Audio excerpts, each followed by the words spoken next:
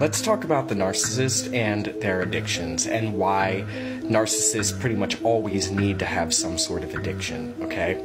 At the end of the day, the addiction is a coping mechanism, all right?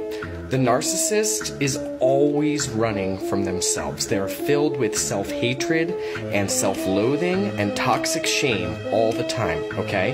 They need these coping mechanisms. This is why they are frequently alcoholics, drug addicts, gambling addicts, sex addicts, because they're trying to fill a void in that moment, okay? They don't know how to self-soothe, all right? This is a very common thing with narcissistic people, is that they just don't know how to self-soothe. So they will turn to alcohol and they will turn to drugs to try to soothe themselves and fill this void within them, okay?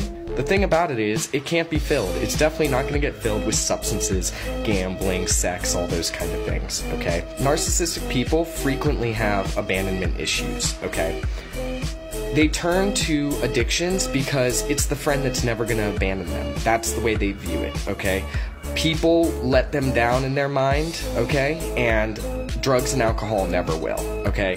The irony of it is, though, is that they are letting people down constantly with their bad behavior and the way that they treat people, okay? But because they can't self-reflect, they're gonna project that onto you and make you feel like you're the problem, and they're going to convince themselves that they're the problem, and rather than self-reflecting, they're going to turn to a coping mechanism, an addiction, something like that, okay?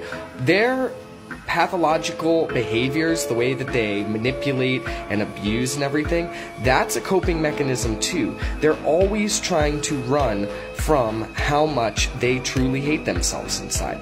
That's what it comes down to, bottom line. Basically, everything the narcissist does is for attention, and why they need so much attention is because they don't know how to self-soothe.